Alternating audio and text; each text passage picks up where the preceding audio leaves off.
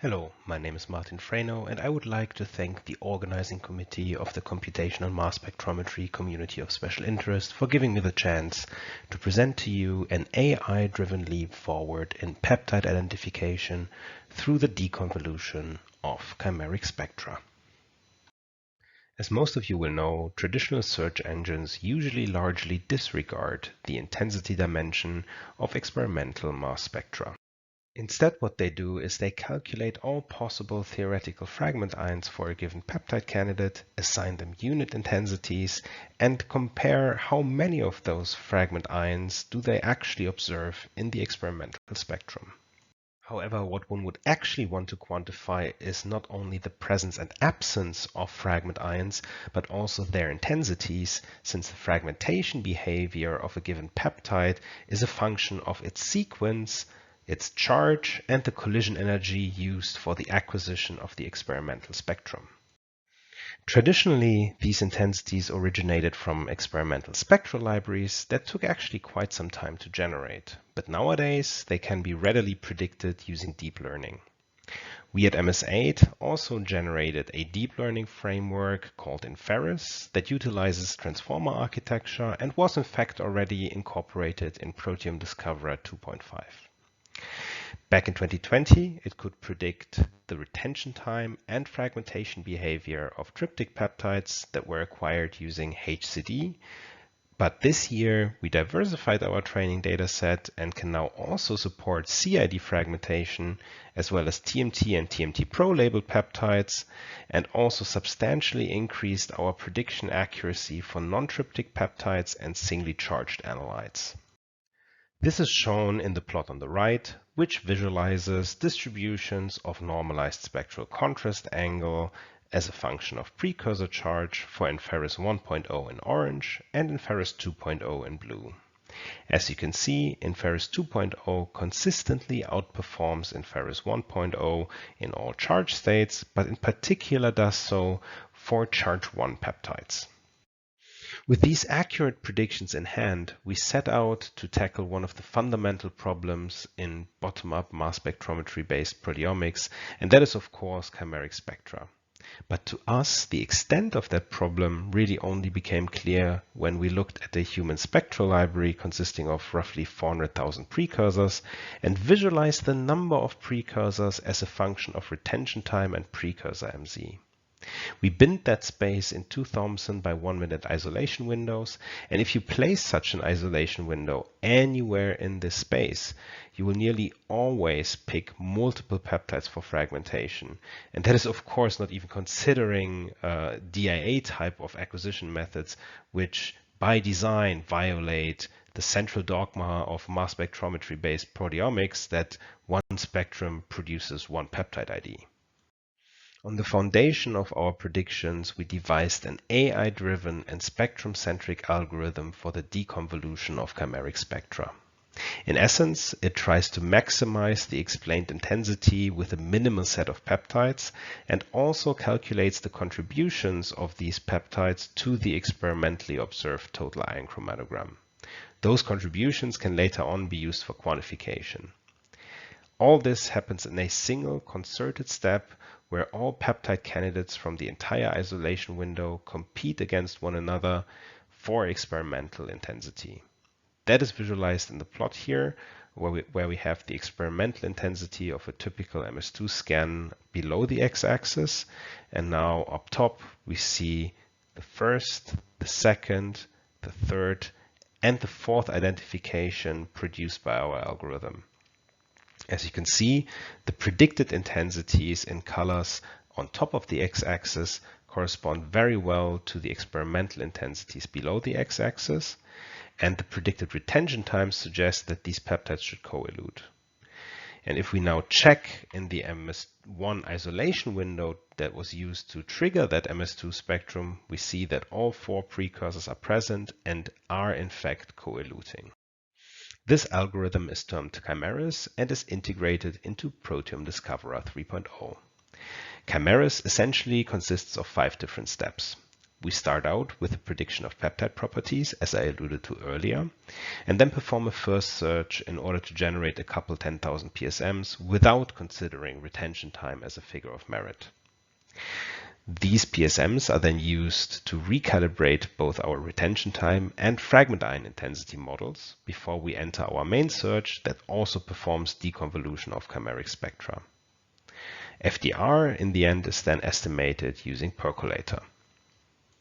With chimeras, we can essentially double the number of peptide identifications in complex proteomes that were acquired using DDA. This is shown in the plot here on the left, which visualizes the number of PSMs, peptides, and protein groups identified using chimeras in orange, or previous versions of Proteome Discoverer utilizing sequest. As you can see, chimeras nearly quintuples the number of PSMs, nearly doubles the number of peptides, and adds 50% more protein groups in comparison to sequest HT. And what is very encouraging is that chimeras identifies nearly all peptides identified by previous versions of Proteome Discoverer utilizing sequest and adds additional identifications on top of that. However, chimeras not only works for complex full proteomes, but also highly fractionated samples, as the one shown here on the left.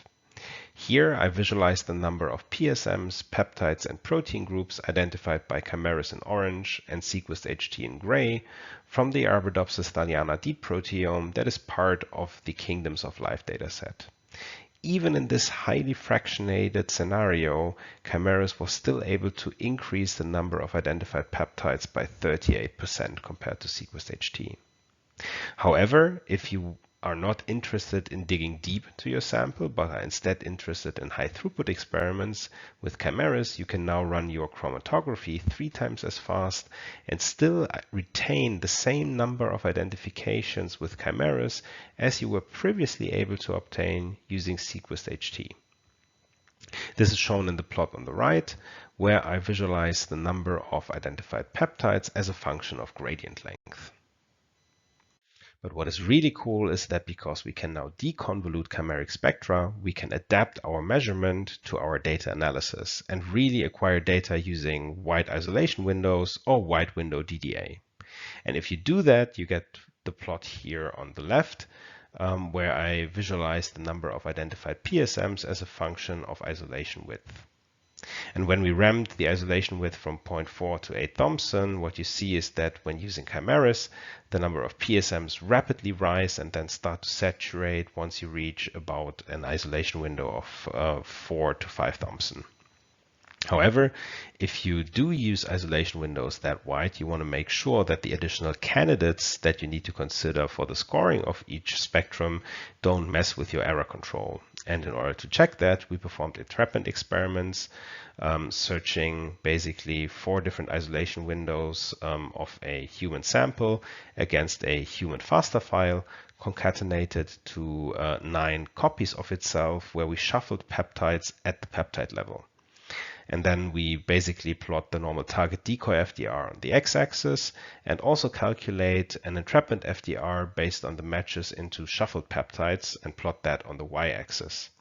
In these types of plots, a well-calibrated scoring function basically means that your curve is very close to the diagonal.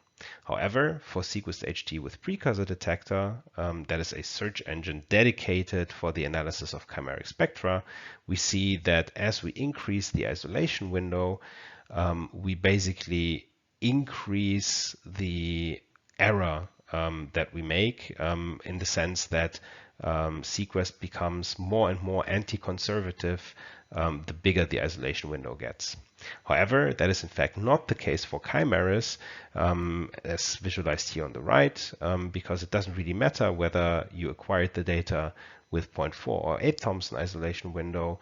All of these curves basically overlap with one another and are very close to the diagonal. What I've shown you until now is the current state of chimeras as it exists in Proteome Discoverer 3.0. And now I want to switch gears a bit and talk about the future of chimeras, and in particular, basically about the meaning of the last slide, because that begs the question, do we really have to choose between DDA and DIA? Are the two actually that different, or are they in fact the same? But before we dive deeper into this, I want to remind you of how DIA data is typically analyzed, and that is using a peptide-centric approach. This approach combines identification and quantification in a single step and essentially evaluates extracted ion chromatograms for both fragment ions and precursor ions. Our spectrum-centric approach, on the other hand, separates identification from quantification and performs identification using the currency that we all measure, the spectra, and quantification using the contributions that I mentioned earlier. Essentially, we calculate contributions for each peptide to its corresponding experimental spectra and trace those contributions across retention time to generate peptide-level quantification. In order to evaluate this approach, we analyzed a subset of the new LFQ bench dataset published this year, which contains both DDA and DIA measurements of the same samples. We analyzed these samples with both MaxQuant and Chimeris and compared both identification and quantification performance. On the identification side, here on the left, you see that the overlap between MaxQuant and Chimeris is pretty high, which is very encouraging. But you'll also notice that Chimeris identifies many more peptides in the DDA file than in the DIA file. However, what is very encouraging is the fact that the Chimeris MS2-based quantification in the scatter plot on the right on the x-axis on the DIA file corresponds very well to the MaxQuant MS1-based quantification on the DDA file here on the y-axis. However, what was a bit more interesting for us at the time was a head-to-head comparison between Chimeris and Diane on the DIA file. On the identification side of things, here on the left, you see that there's a big overlap between Chimeris and Diane, which is very encouraging. And on the quantification side of things, here on the right, you see that the Chimeris MS2-based quantification on the x-axis corresponds very nicely to the Diane MS2-based quantification on the y-axis. The quantification scatter plot is not centered around the diagonal, as it was the case for Chimeris and MaxQuant on the previous slide, but that just means that Chimeris and Diane measure on slightly different scales. Next, we wanted to take a closer look at the 18,000 unique PCMs that were only identified by Diane. In order to do that, we pass these PCMs through what we call the Chimeris trace mode, which basically quantifies where in the Chimeris workflow a given PSM is disregarded. Chimeris consists of several filter steps prior to percolator, which help to weed out shaky IDs early. And when we do that for PSMs that belong to Diane unique PCMs, we find that for 20% of those, Chimeris was not able to find the most abundant peak of the prediction in the experimental spectrum. And for an additional 20%, Chimeris was not able to find the top 2 out of the top 3 most abundant peaks of the prediction in the experimental spectrum. And that is really puzzling, because you would expect that the most abundant fragment ions of a given peptide would show up out of the grass first. Additional 40% of the Diane unique PSMs were then disregarded because they had too little contribution to the experimental spectrum, and another 20% of those PSMs were filtered out by percolator. We also performed entrapment analyses like before, but now at the PCM level, which by the way corresponds to peptide charge modification or precursor.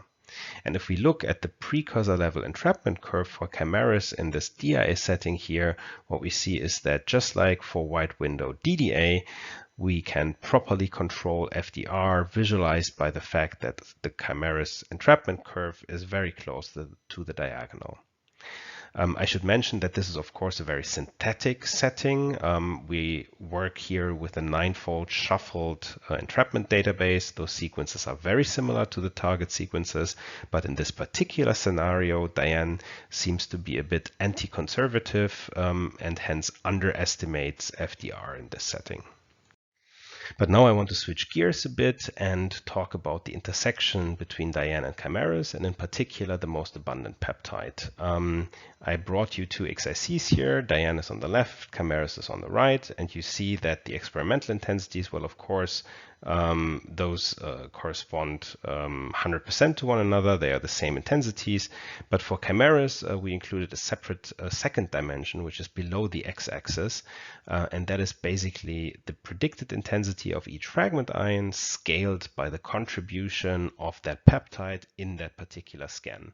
And you can see if we plot it that way, you see that the prediction and the experiment correlate with one another across retention time, allowing us to do both identification and quantification as well.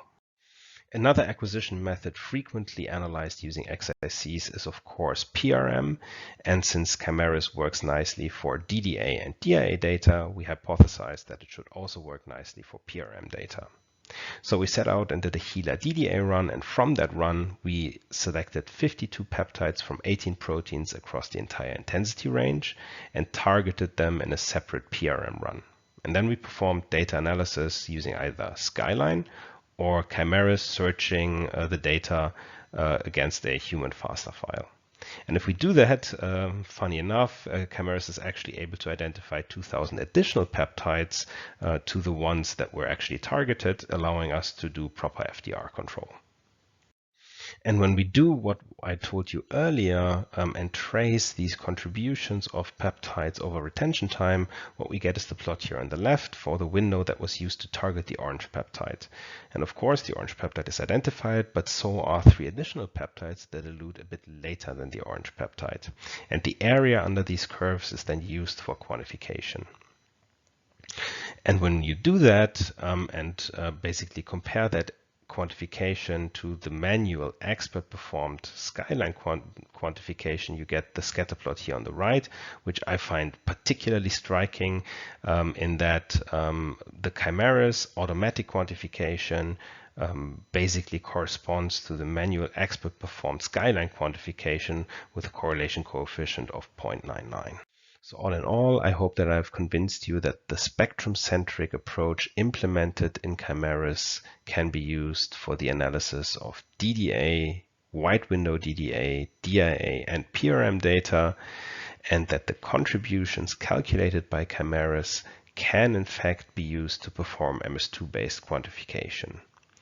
And I think it's fair to say that we can predict a bright future for ML-based applications. And with that, I'd like to thank the MSA team that made all of this possible, as well as our advisors, Professor Wilhelm and Professor Küster, and the Proteome Discoverer software team. And if you have any questions, feel free to join our Discord server. That's the QR code for it, and follow us on Twitter and LinkedIn. And if you're one of those unicorns that can do both proteomics and bioinformatics, feel free to contact us because we are hiring. Thank you very much.